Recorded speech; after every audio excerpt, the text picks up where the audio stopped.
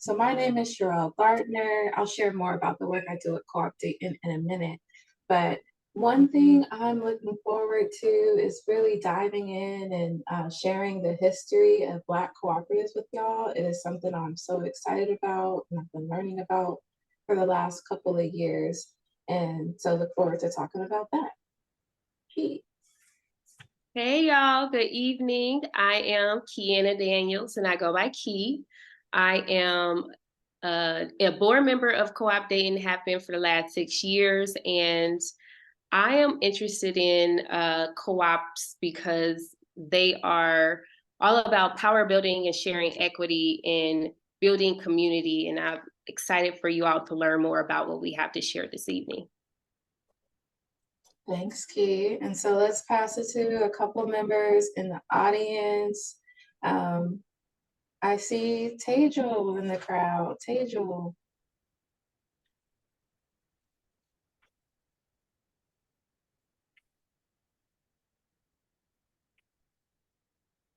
Well, we could go to the next person. Zandy, you're in the room. Hey y'all, I'm excited to be here and on with you on Restoration Tuesday. I'm Zandy, I use she, her pronouns. I'm from the DC area, and I guess I'll do a bonus question because I realized that was one of the check-in questions. What kind of animal would I be? That is such a great question because animals are so much more interesting than humans. I would probably be a dog, but I think specifically like a dog that belongs to like a rich old lady, because I feel like that is just the best existence. That's like top tier. You don't have to do anything, and you know you have like $2 million in a trust account somewhere. And so I think that's the life I want to sign up for if we get to come back. I love that. I thought she was about to say, I wanted to be a dog for the streets. I'm like, what kind of dog is that, Zandy? That was a good one, Zandy. Thank you. Yes. Tejal, are you back? You want to check in? Sorry, guys. Yes. What's up, everybody? I'm Tejal. I am the outreach director for Co-op Dayton, and that just means I like support with getting the word out and really building the community and trust around cooperatives and each other for real. And if I had to be any animal, I would probably, right now, could I be like could a Pokemon count? Could I be like Vulpix? Like, I feel like that's a real animal.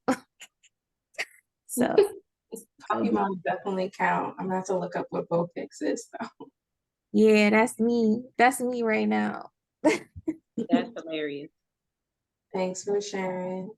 Love you.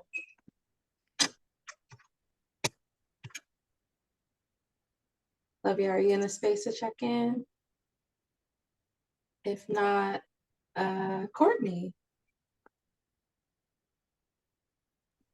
Hello, hi y'all. My name is Courtney. I'm from Phoenix, Arizona, but I live in Albuquerque, New Mexico now. And if I could be any animal, I would be a spider monkey because they're small and I'm small, and they're fast and I'm fast, and they're also loud and I'm typically loud. And they're just so cute. And I think I'm just so cute too. So we'll go all the way. I'm really excited to be here, and I'm excited to learn from all the cooperative legends that we have on this Zoom call today.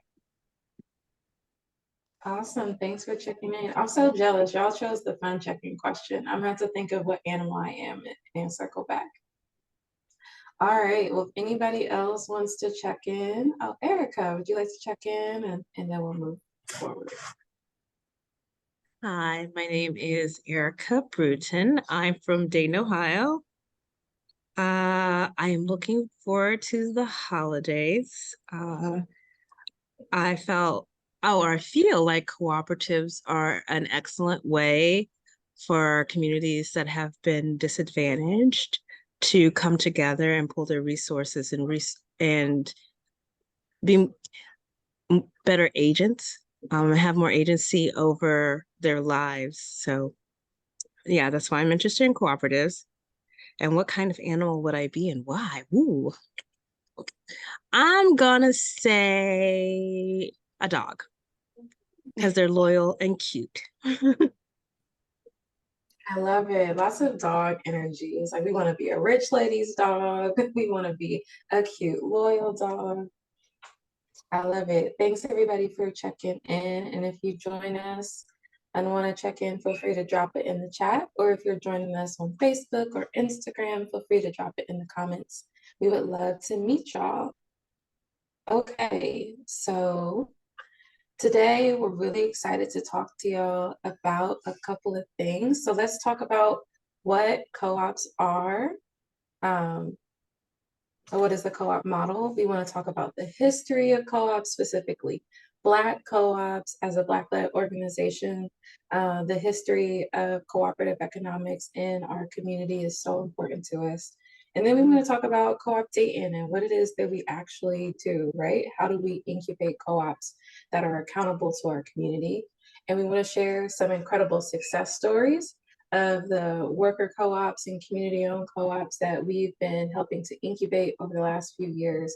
And then we're going to share how you can get involved, whether you want to start a co-op or support a co-op, or just learn more about this thing that we're talking about of cooperative economics. We have a pathway for you to jump in from wherever you're starting from.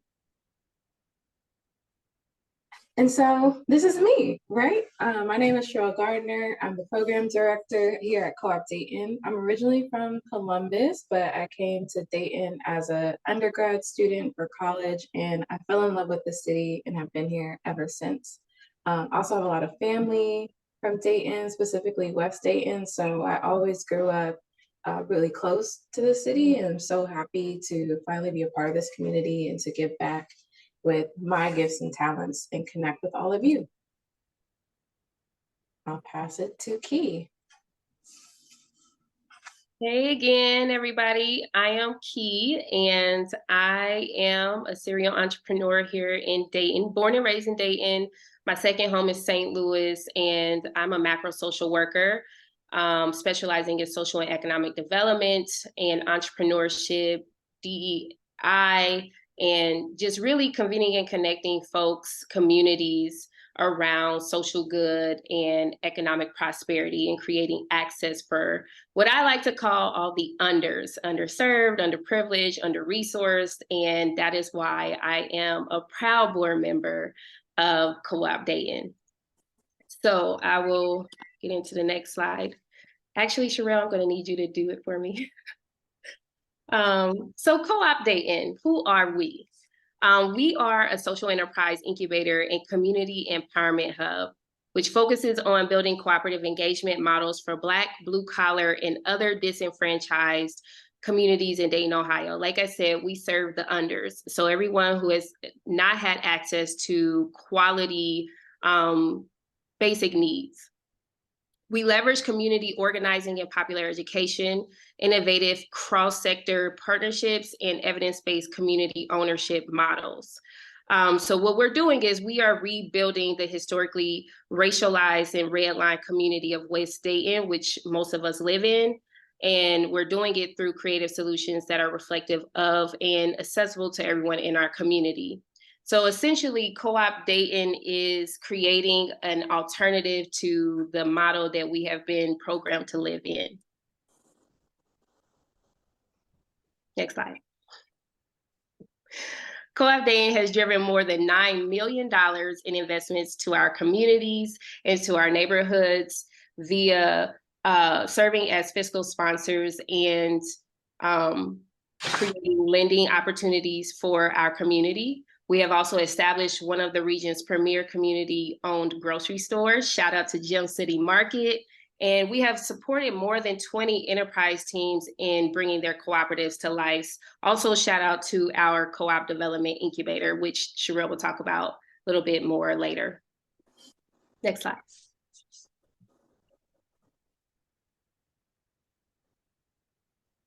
So what is a cooperative? A co-op is an autonomous association of persons united voluntarily to meet their common economic, social, and cultural needs and aspirations through a jointly owned and democratically controlled enterprise. A co-op business is owned and controlled by its members who receive benefits from it. And also, cooperative businesses are typically more productive and economically resilient than many of the other enterprises that we're more privy to, like LLCs, S Corps, and C Corps. Co-ops also frequently have social goals in which they invest back into their communities, and that is what Co-op Dayton does and what we help other cooperatives to do. Excuse me. And I just want to ask a question for any of you who live in Dayton right now. Are you all familiar with Right Pat Credit Union?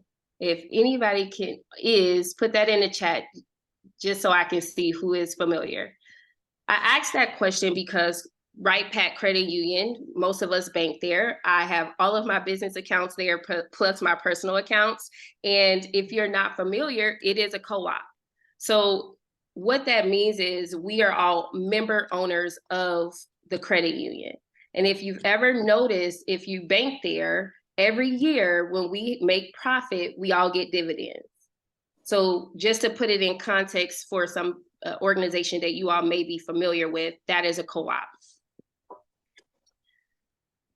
Another way to think about co-ops, I think I just want to keep getting it into the phase of making it make sense for people because sometimes co-ops can not make sense to some folks.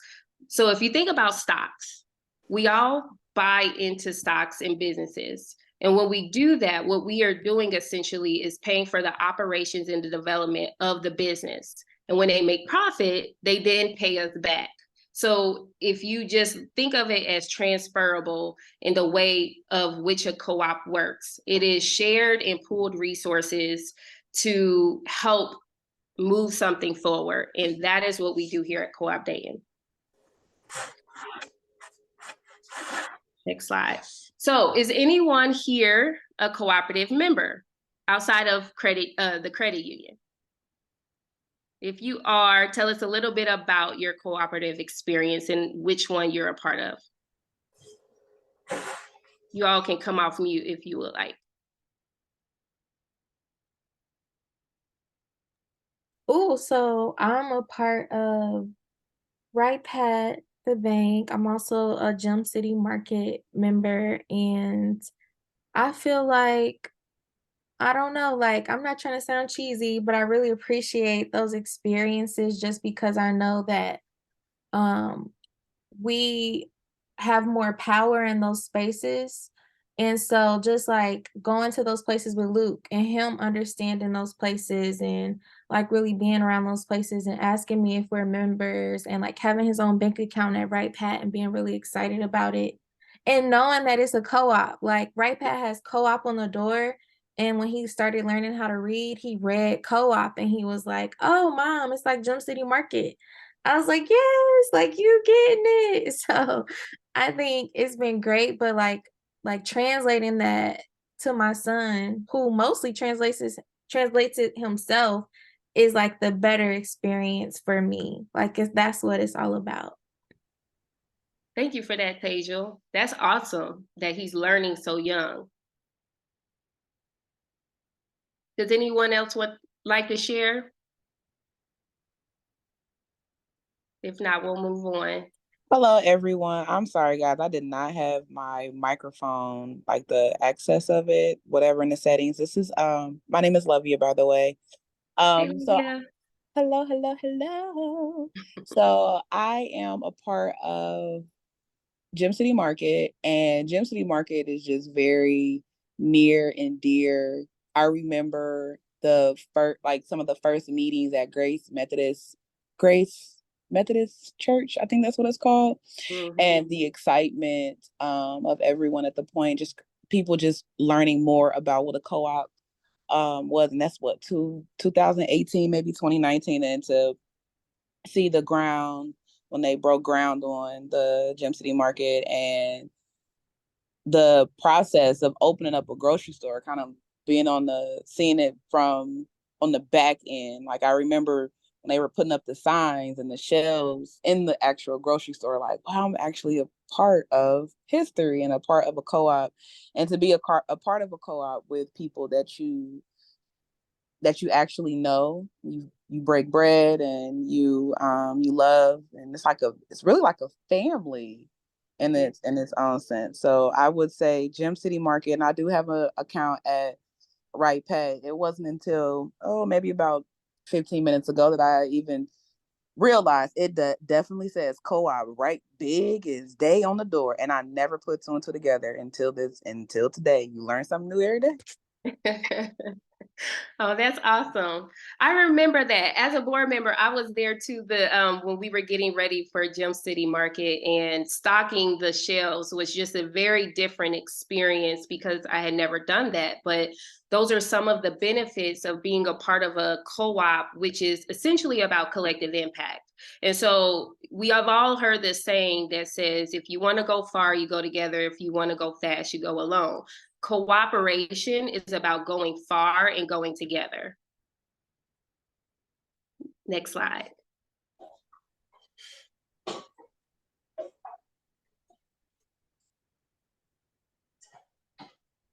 Absolutely. And thanks everybody for sharing your examples and experiences in cooperatives, especially our local cooperatives that we're so proud of. But cooperatives aren't just local, they aren't this small thing. You can actually find cooperative examples globally. And so cooperative and the way that they impact each community is so important and valuable, and is really shaped by the people who own it. So we can see examples of cooperative daycares, and cooperative daycares on average reduce childcare costs by up to 80% for working parents, because they're designed to benefit the members, the working parents, and the people who work there. We can also see impacts like for every dollar that is spent at a food co-op, $1.60 is generated in the local economy. So really focused on hiring contractors and vendors from the local community and creating good paying jobs in the communities that they're in. 1 in 3 Americans have ownership at a co-op. So like you all, there are tons of credit unions and credit union members across the country. And that's what a lot of people are familiar with as co-ops, but there are tons of other examples. And we'll talk about exactly how those things are structured in a moment. And then co-ops also provide nearly 2 million jobs and create more than $74 billion in annual wages, with nearly 65 billion in revenue. So they aren't small businesses, like just small, tiny businesses. They're having a huge impact on our economy locally and across the nation. So there's lots of ways to structure a co-op to make sure that they're impacting the community in the way that is needed. We have examples like consumer co-ops, which credit unions fall under, where it's the member owners, the people using the service of the credit union, who own the business. We also have producer and purchasing co-ops. With producer co-ops, it's usually when member owners or companies come together and aggregate all the products that they're producing to sell to other companies, and their power is greater because they're doing it all together. On the flip side of that, you might have companies that purchase together, and so they're aggregating their purchasing needs and purchasing products and services to receive some sort of discount or have better negotiating power. And then, of course, we have worker co-ops, where the owners are the people who work at the co-op, really respecting and acknowledging it is their labor that makes the business successful. And then finally, we have some sort of combination of those 4 things, which we call multi-stakeholder or solidarity co-ops. And this is where we have a combination of these different classes. It could be a producer and a worker co-op. It could be a purchasing and a consumer co-op. It could be a consumer and a worker co-op, which is what we have with Gem City Market. And so we get to mix and match who are the owners based on the needs of the community that they serve. And so like we saw in the previous slide, co-ops are having a huge impact across the country. 92% of the co-ops that you'll see are considered consumer co-ops, like credit unions or childcare co-ops, or even grocery co-ops or electric co-ops, which were responsible for bringing electricity to rural areas when companies were unable or unwilling to go there. Another popular co-op is REI for all the people who are interested in outdoor sports and equipment. REI is also a cooperative. Next, we have producer and purchasing co-ops, which are a smaller fragment, but still super important. On the producer side, you might see brands like Ocean Spray or Organic Valley. These are examples of producer co-ops where the farmers come together to aggregate their cranberries to sell them to the market. And producer co-ops make up 5% of all the co-ops that you'll find on average. And then purchasing co-ops make up 2%.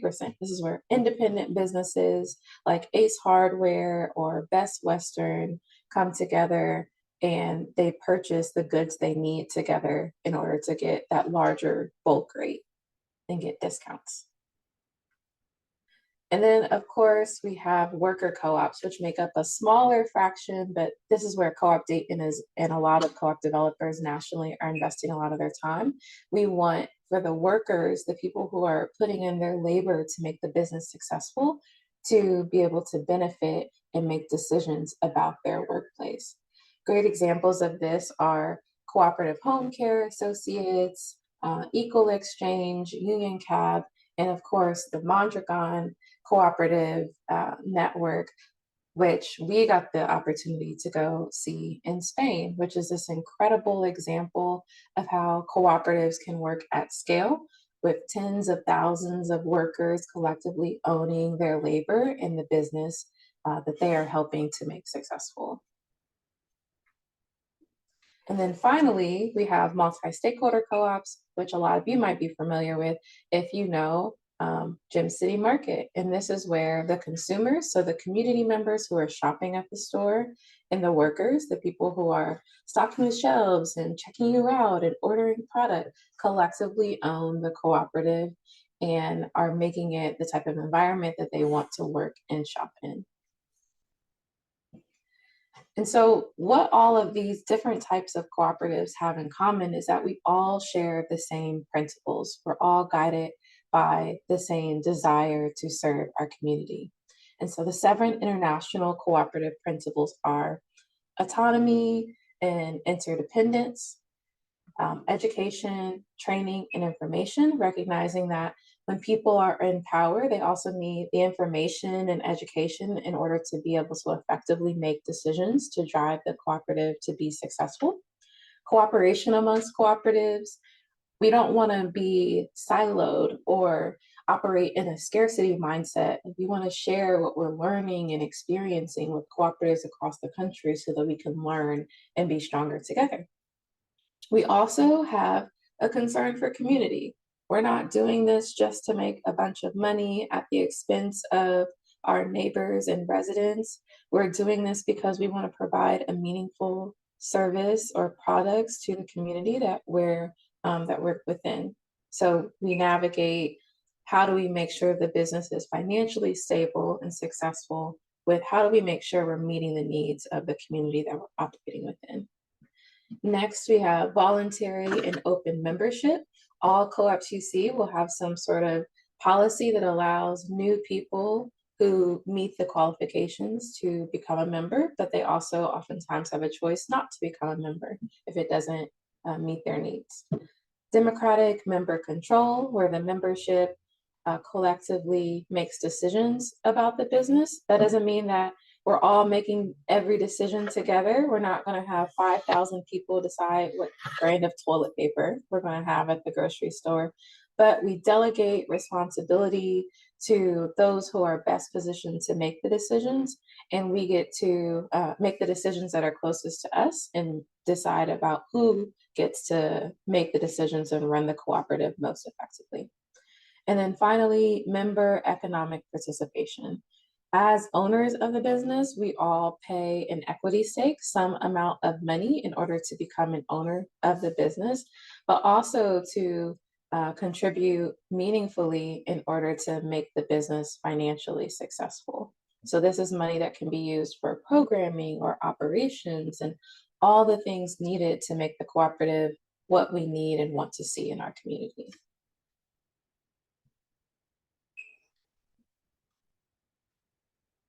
And so, like I mentioned, we got the amazing opportunity after 7 years of being an organization to visit Mondragon Corporation in Spain. And so Mondragon Corporation is a corporation and federation of worker cooperatives based in the Basque region of Spain. And it was founded in the town of Mondragon in 1956. And what they've done is be able to take this model that we also often see with independent, small cooperative businesses and think about how do we scale this to be able to support almost 70,000 workers across the globe and in our region. So you'll see everything from co-ops that allow you to purchase things, like they own a network of grocery stores and gas stations and sports goods places. You'll see a lot of manufacturing co-ops where they're producing computer parts or different manufacturing equipment that's producing good jobs in the region. And so it was really great experience to think about. We're not just operating a tiny 8 to 30 person business, but this is a model that can work at a level that produces living wage jobs, that makes sure that people have stable housing and food and childcare and education and all of the social services that we want to see in our community. And this is something where we can take the lessons and apply them here in Dayton. So that brings us to our next check-in question, or why worker cooperatives? And so a worker cooperative is a cooperative that is a values-driven business that puts workers and community benefit at the core of its purpose. And the two central characteristics are workers own the business, and as a part of ownership, they participate in its financial success by making decisions and through their labor contribution. And workers also have representation on the board of directors. So just like consumers, they get to vote amongst the workers and decide who's going to be their representatives on the board. And we all practice the principle of one worker, one vote, or one person, one vote when it comes to being able to make those decisions. Here we are. So let's take a break. We've been talking at you for a bit, so let's stand up and stretch and hydrate. Do something that's not staring at the screen. Yes, Courtney. I'm sorry, I don't want to interrupt if people need to take a break. But I definitely did have questions. So should I maybe wait like a minute or 2 minutes? Yeah, let's give it 2 minutes and then we'll come back and take questions. Excited to answer your questions.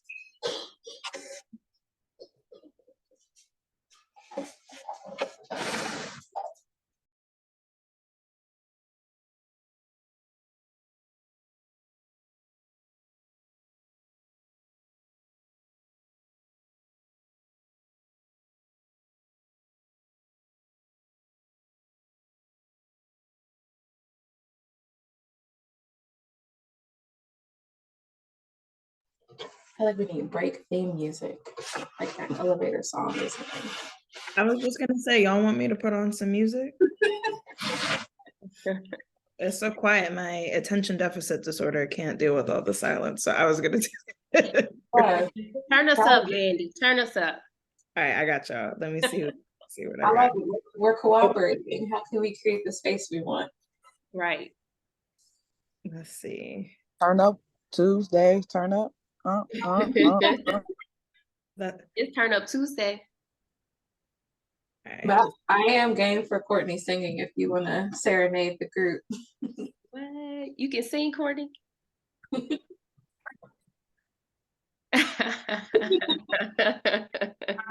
Singing is always welcome. I'm always a fan of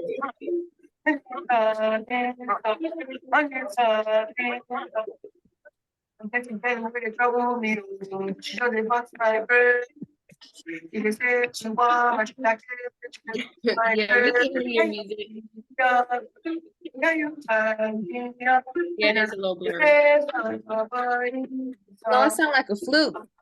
Don't nobody want to hear that, Andre. Put that away. I was gonna say, does Andre think album? Hey, first of all, that album is actually good, first of all, but Very good. It is. no, I think it's because I'm not a host. In order for the sound to share clearly, I'd have to share my sound. So I tried. It's okay. We appreciate your attempt. I think our break is essentially over though. Okay. Well, next time, if there's another break, just let me know. Make me a co-host or something, and I can work it out.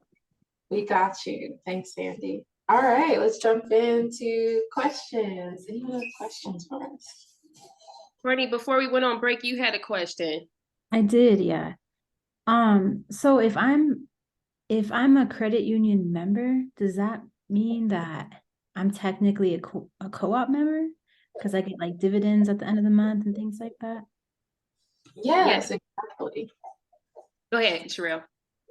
Oh, that's all I got. Yes, you are a credit union member owner. And so you probably get notifications every year, like it's time to come to your annual meeting, or it's time to vote for your board members, or even that you can run for the board in addition to those dividends. Yep. Okay, cool. I don't know how I never put that together.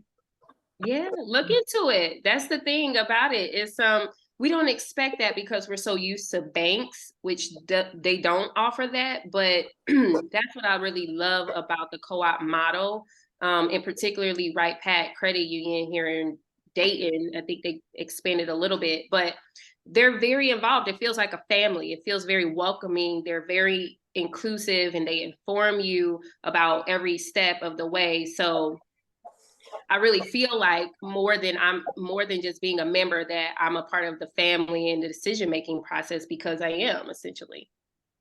Yeah. Or some people might be like me. I've always been a member of a credit union and I just don't read my mail. And so I had no idea that I could run for the board of directors. Nobody wants that, but it's an option there. Oh yeah, I do my research actually on the board members when they're running. Yeah. I go in like I'm applying for a job. I do my research. I look up what they've done, and I'm like, okay, do I want them to represent us? And then I vote. And so yeah, it's pretty cool.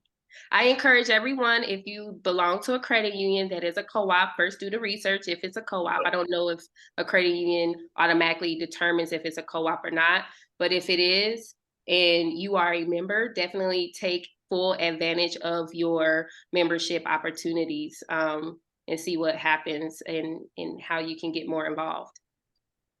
I'm inspired. I need to do better, be a better co-op member.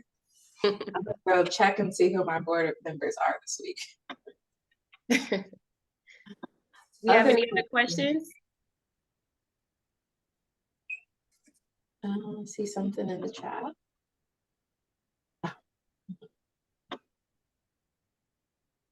Great. Well, if y'all have questions, like feel free to just jump off mute and ask. I have a question.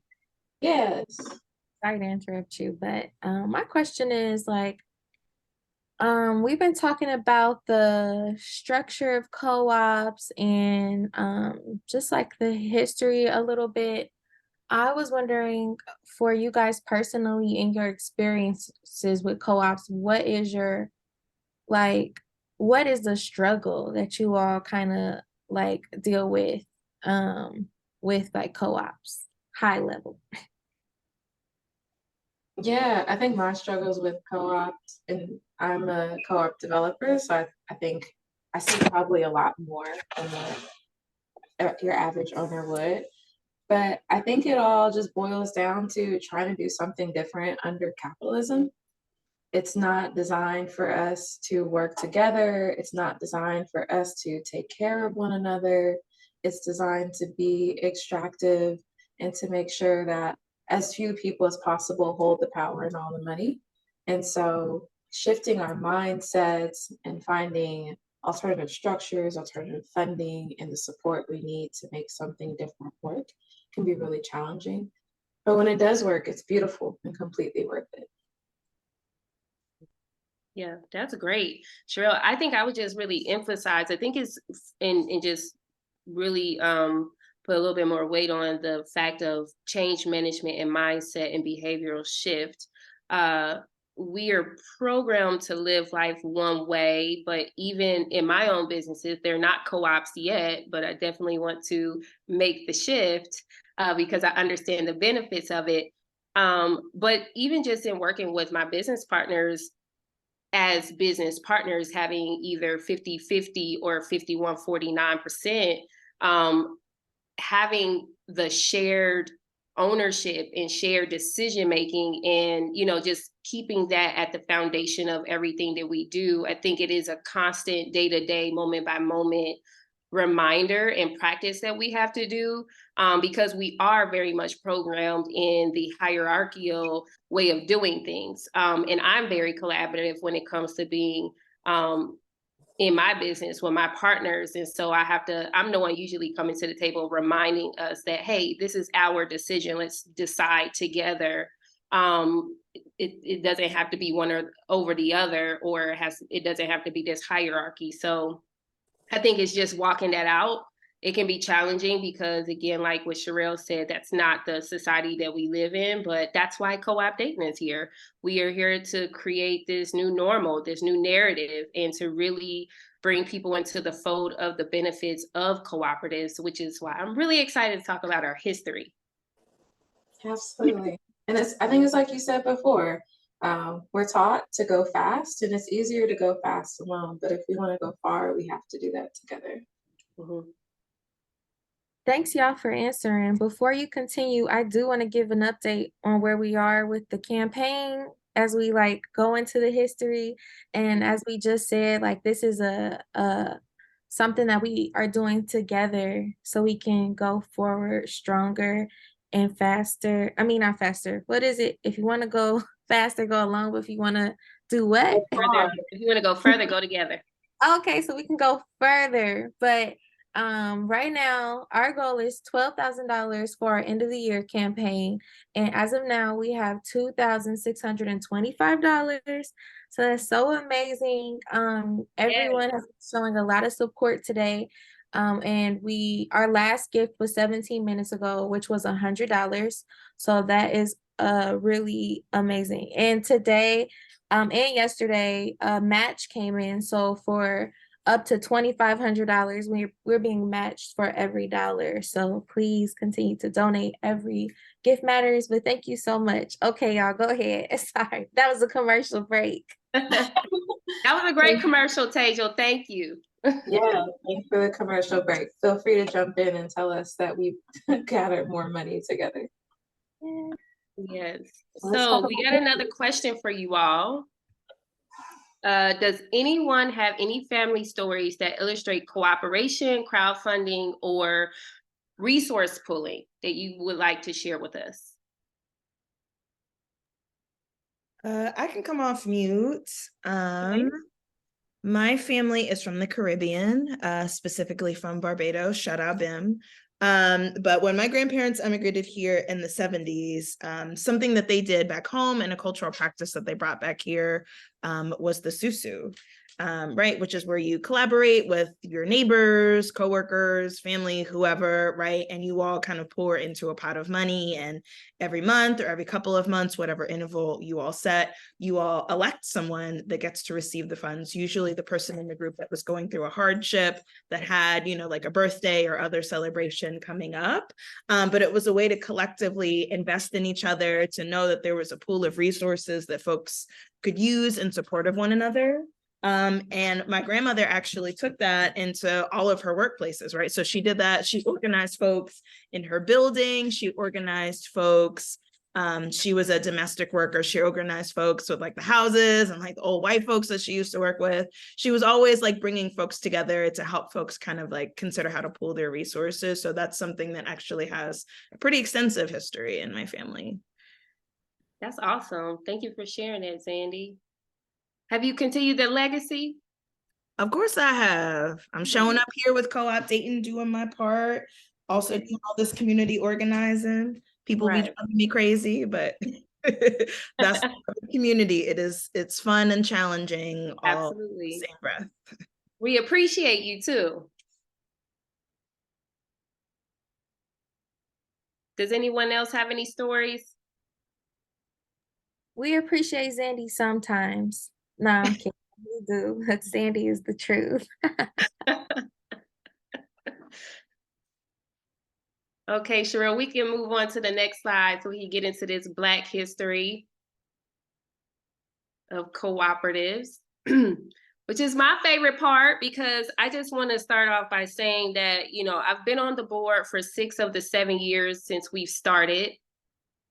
I was approached, and at first I had no knowledge of cooperatives. Well, I did have some knowledge of cooperatives, not to the level that I have now. However, being on the board has just been so amazing, not only being a part of Co-op Dayton's journey, but also just learning about the history of cooperatives. And then, like, I like to think of things transferring the information that I already knew about my Black history in my family, but also in general.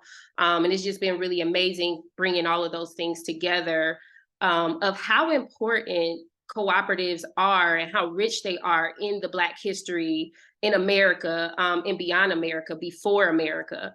So I'm really excited. And we have a picture here with Ella Jo Baker, who has joined the Cooperative Hall of Fame, and we're going to get into her a little bit more later, but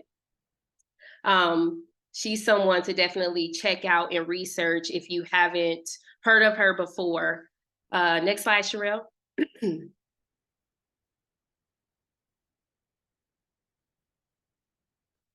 So, per usual, many historians cite the European Rochdale Equitable Pioneer Society in 1844 as the origin of cooperative models. However, African Americans have utilized cooperative models since enslavement in 1619, and the communal practice of cooperation is an ancestral life way for so many of our ancestors. As I said previously, cooperatives is very rich in the Black culture, and it stems very heavily from the African diaspora culture.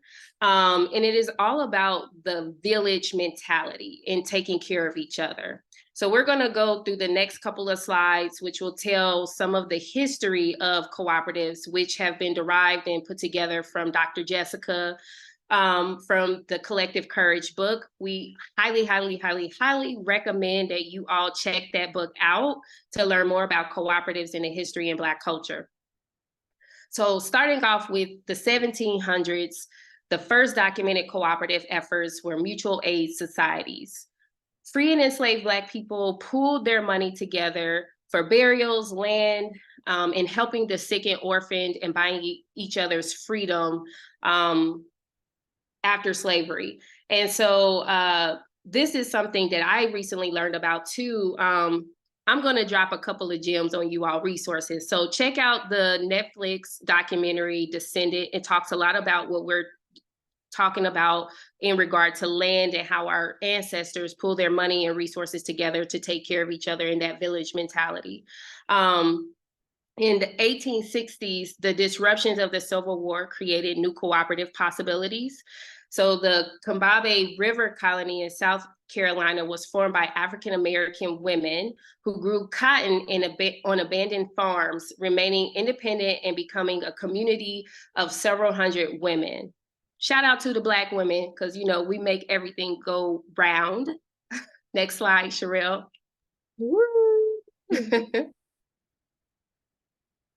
In 1891, the Colored Farmers National Alliance and Cooperative Union reaches more than 1 million members. The union stressed mutual aid, sharing farming techniques, and coordinating planting and harvesting, as well as political participation.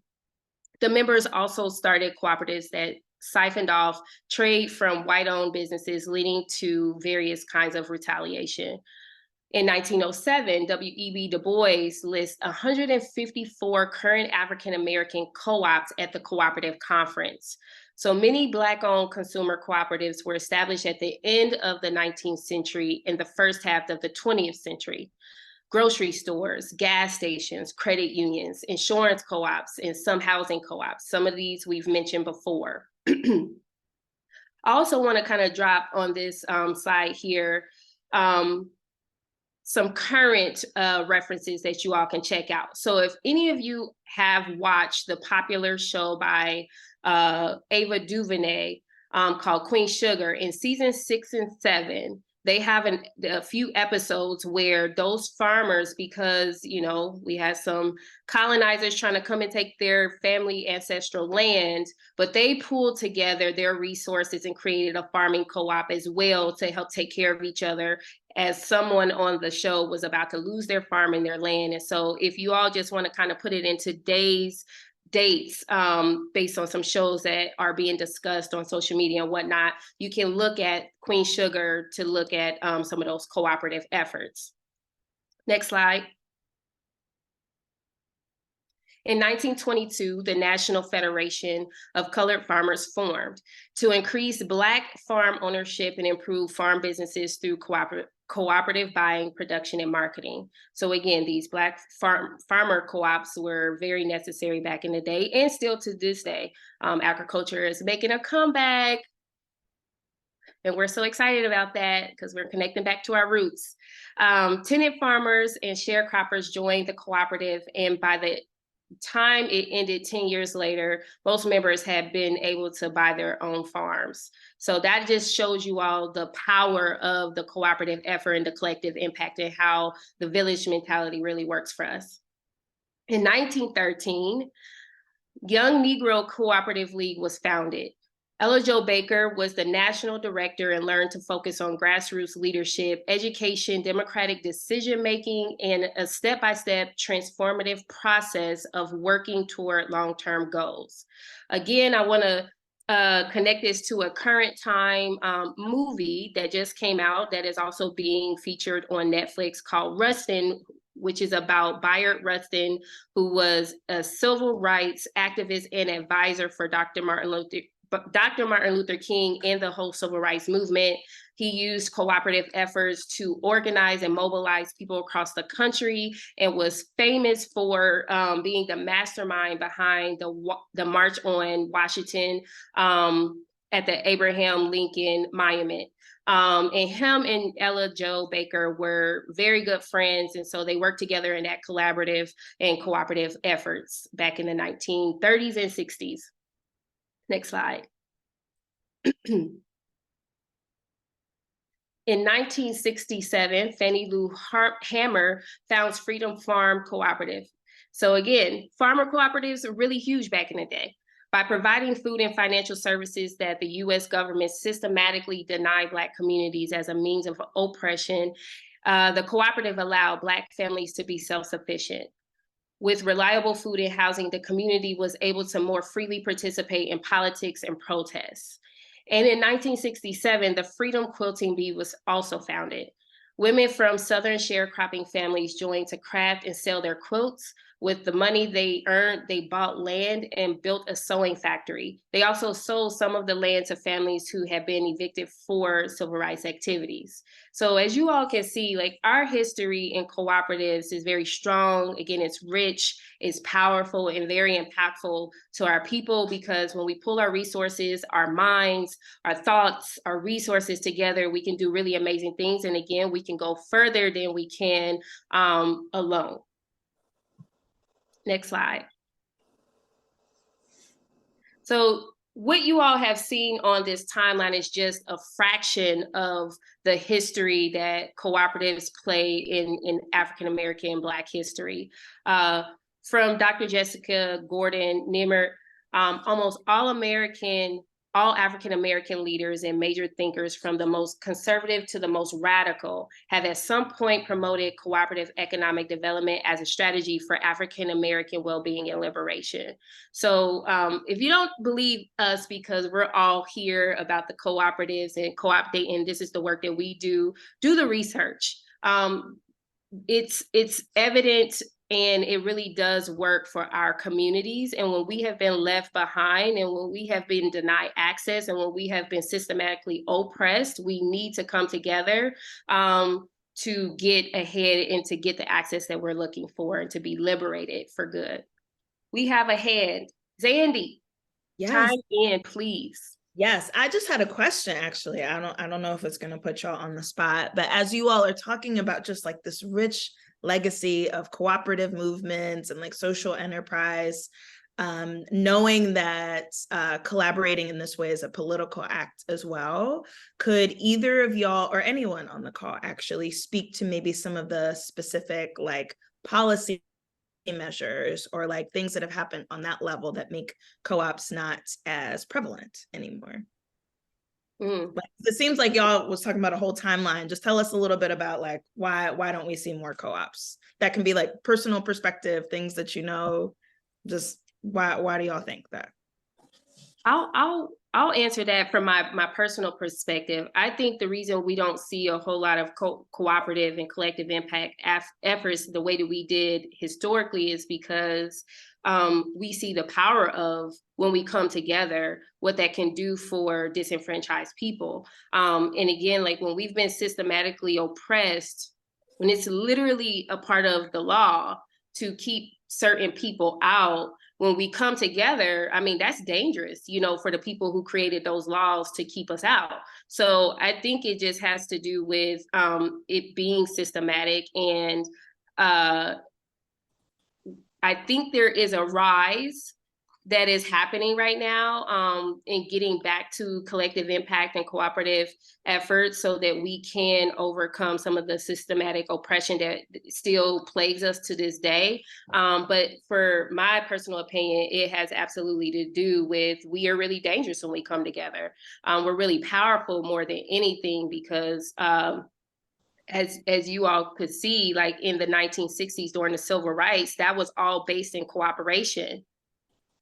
And this year, in 2023, it was overturned. The civil rights movement efforts, because of cooperation, has since been overturned. So I think we're gonna get back to that.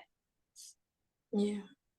I also think, so I can't cite specific policies that are like trying to, that specifically name cooperatives, but I do think that a result of the civil rights movement and progressive work that was done during that time gave people access to new resources, but did so in a way that systematically hindered or discouraged us from working collectively together. And so it would give results like one person can get the prize or whatever it is that we're fighting for, but it didn't allow us to get there as a people, as a collective. And we see that in things like typical business lending, like SBA funding is a really incredible tool that is extremely difficult for collective groups to get together because it requires personal guarantees. And 100 people aren't putting their houses on the line in order to get access to capital to start and grow their businesses. And so I think that is a bit by design and a bit by the mentality of capitalism of there has to be one winner or power has to be controlled by one person, where it's not going to explicitly name cooperatives. We don't want cooperatives, but it's going to design things in a way that makes it incredibly hard for them to gain access to needed resources in order to start and grow. And that's going to make it difficult for them to be competitive in the business market when you have all these other different business structures that are more traditional and structured in a way where there is one winner and power is kind of centralized amongst one person and a group of people. Does that answer your question, Zandy? It does. Thank you. Of course. Yeah, are there other questions? I see we have some new faces or new people. Welcome, everybody.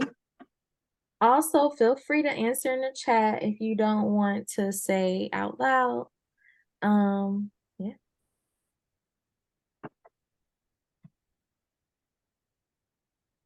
I'll keep moving. It looks like we have a pop quiz. Yes, hopefully you all have been listening. So I did mention this in the history, the Black history of cooperation.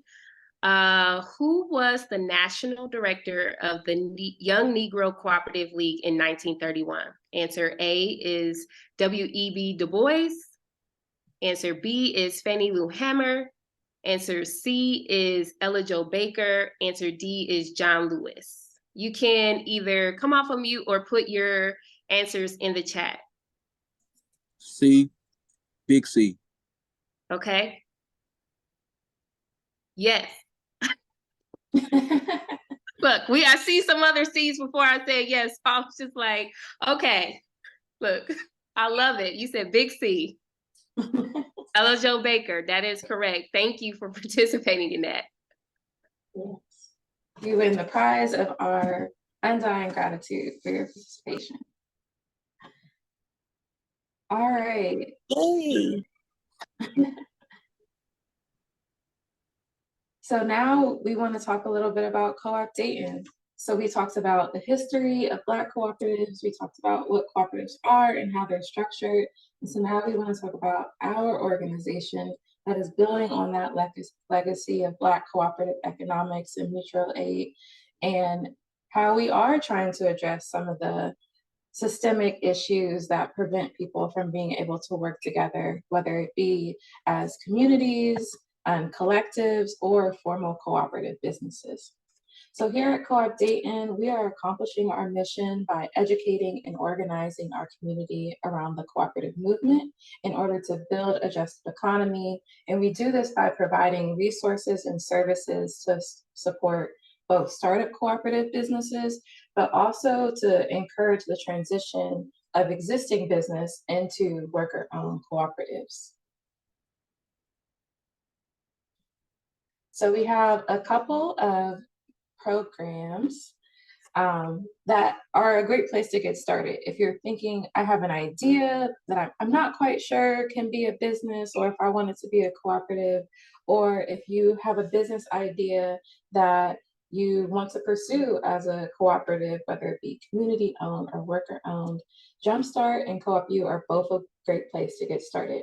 So our Jumpstart program is designed for teams of people who have an idea or like a problem they want to solve, and they want to figure out how do we go at it together. So like we talked about today, it's not really common. There aren't a ton of resources out there that teach us how do we operate and make decisions collectively. And so for that, our Jumpstart program is a great place to get started. After that, we have our Co-op U program that we do in collaboration with our partners at Co-op Cincy and Cleveland Owns to host a statewide cooperative business boot camp that's 14 weeks long.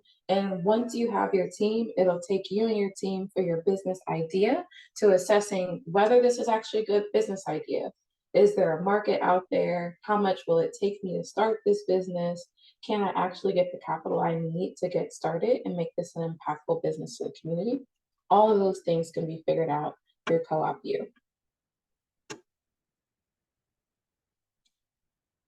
And then for people who already have businesses, so say you already have a business, you're generating revenue, and you're thinking, wow, I'm really inspired by this history of cooperatives or the work that the Co-op Dayton community is doing. I want to take my existing business and transition it into a cooperative. That's something we can also support with. We'll work with our partners to help you assess what is the right cooperative business structure for you. It could be a democratically owned ESOP where the employees own the company, or it can be your traditional worker co-op where the workers also own the company and get to make decisions about the vision and long-term success of the company. So we offer services to help you assess, is this the right move for you? Do you have workers or community members who are interested in taking on ownership of the business, and help you lay out a roadmap to get there? Yes, Courtney. I'm just wondering, what's the difference between an ESOP and a co-op? That's a great question. I see someone else asked that in the chat. So an ESOP is an employee-owned company, and a co-op could be owned by the employees, but it could also be owned by another stakeholder group, like some of the examples we showed before. And the big difference between ESOPs and, say, a worker cooperative is that an ESOP doesn't have to necessarily be democratically managed. It can be, but that's a choice that they would make early on. Whereas a worker co-op is democratically owned and governed and usually managed by the worker owners there. So ESOP comes usually with ownership and profit, but doesn't necessarily come with control, where as a worker co-op comes with all three. Great question. All right. So to be a little bit more specific about some of the services we provide outside of the programs that I just mentioned, we also help develop transition plans and financial strategies, whether it be for a startup or for a transition. We also support with employee and stakeholder engagement. So if a business is interested in learning about if there's an appetite from their workers and the employees to become owners, that's something that will help you assess. And especially for startups is important. Who are the stakeholders that we're going to need to make this business successful? And are they willing to support this enterprise? Are they interested in this, either as consumers and shoppers or partners to deliver programming or make the right connections to make sure that the business is successful? We'll also help groups design their cooperative governance model and their bylaws, because everything can be different. Cooperatives are really flexible models that can be crafted based on the needs of the group. And so we can help you work through what is the best structure for that, and then partner you with an attorney to write your formal bylaws, because you can't just pull like a template offline. You want to customize them to meet your specific needs. And then, like we said, education and training are super core in order for co-ops to be successful. So we'll support you all with implementing open book management. When it comes to especially worker co-ops, but really any type of co-op, we want to make sure that the owners have the information they need in order to make the important decisions to make sure the business is successful. And then in the case of worker co-ops or democratically owned ESOPs, will provide ongoing training to the owners to help them think about how to make financial decisions, read financial documents, make operating decisions, and govern and lead the business through financial sustainability. And then finally, of course, we make referrals. Like anyone, we can't do everything, but we have incredible partners locally and across the nation to provide the services and support that any business needs to be successful. And then we've also, because we've been doing this for a while, we've started creating tools for you all to use on your own. So this year we launched our member owner campaign toolkit that comes with a lot of the resources we created when supporting Gym City Market with their initial community ownership drives. We've created templates and explainer documents to help you all do your own membership drive if you're interested in starting a consumer co-op or a co-op that has outside stakeholders outside of the workers.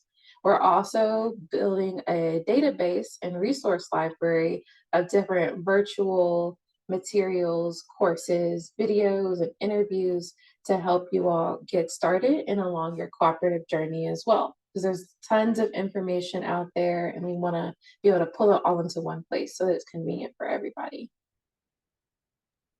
Oh my gosh, this is a lot of great resources. I'm a stranger. Thanks, stranger. All right, so worker ownership rooted in community. That's what we're all about. So that takes us to what I believe is our final prompt. Does anyone have any questions on how to get started building their cooperative business?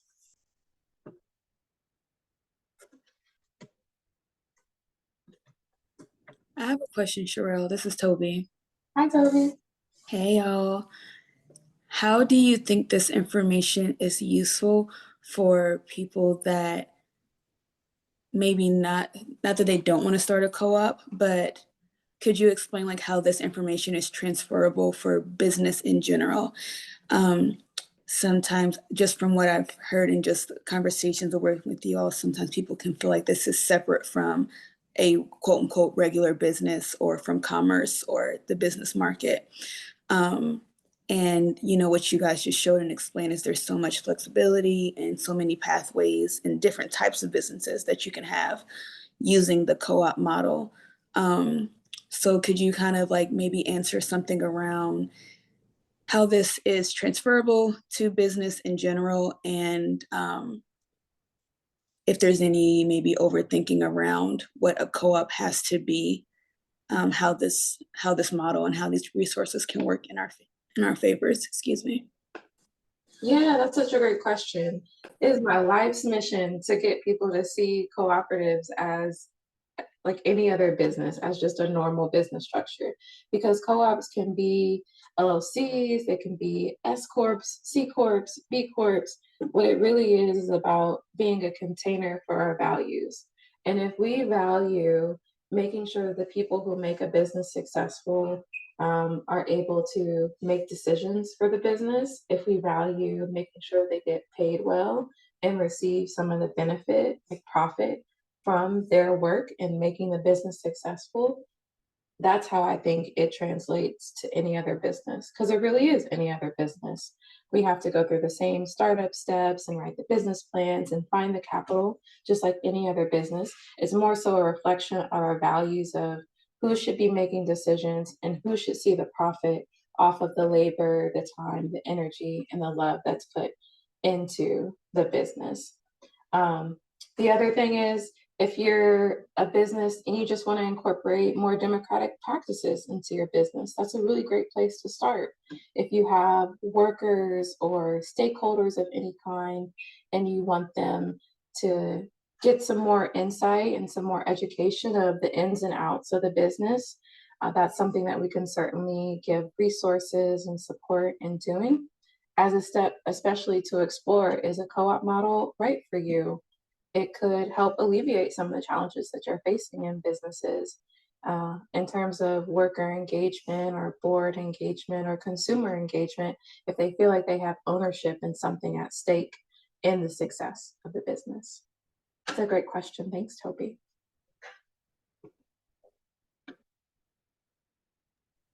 Thanks, Sherelle. Appreciate it. Yeah.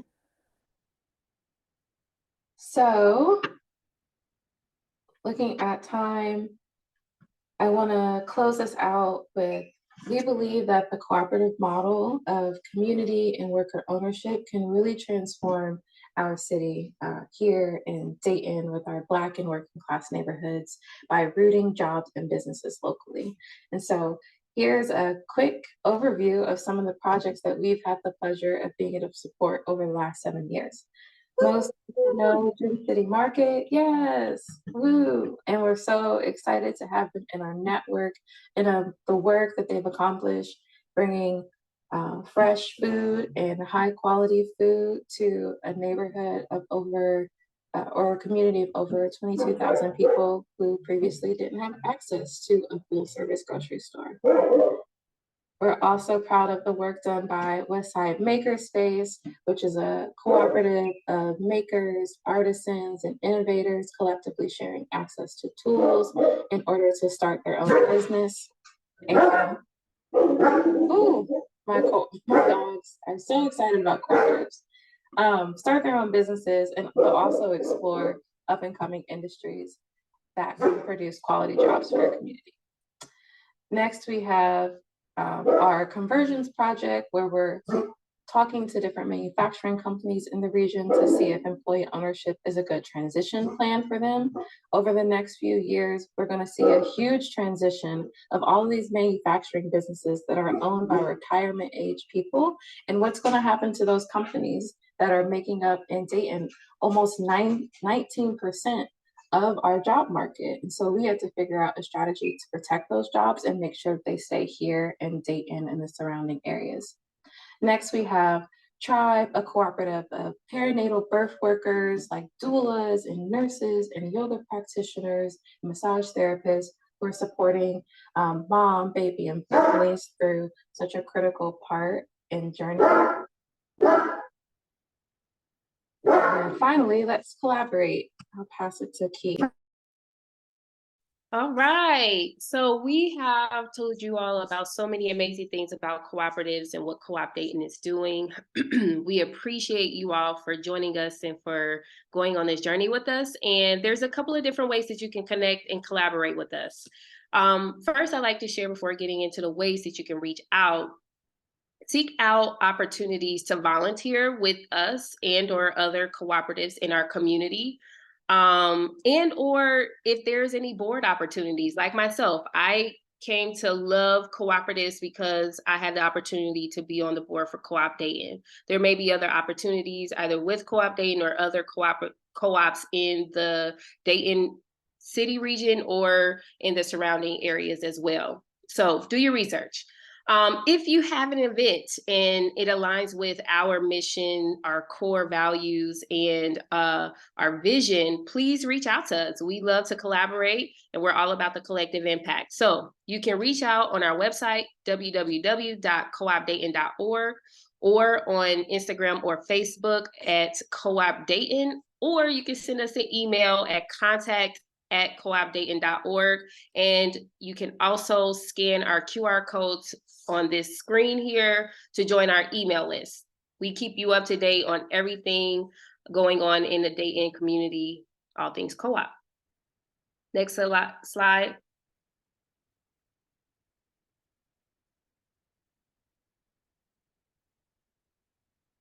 You can go to the next slide, Sherelle. Oh, at the end of the presentation, the technology wants to stop working. Well, I will talk about not the most important part, but it is a very important part of this presentation. So as you all know, today is Giving Tuesday. We also like to call it Restoration Tuesday. And so for the next 48 hours, we are trying to raise $12,000 for the end of the year campaign, but over the next 48 hours you have a significant opportunity to donate to us, and it'll be matched, and we would love that if you supported us, but if not, in the next 48 hours through the end of the year. And also we take donations year round. We are a nonprofit, we are doing the work, and we would love to gain your support. I know that a lot of people like to choose like their top 3 impact organizations to support, and we would love to make the cut. So if you enjoyed what you learned here today about Co-op Dayton, the work that we're doing, the history of Black co-ops, please check us out and make friends with us, collaborate, connect, and please do support. We thank you for your time and for your consideration and for sharing this space with us.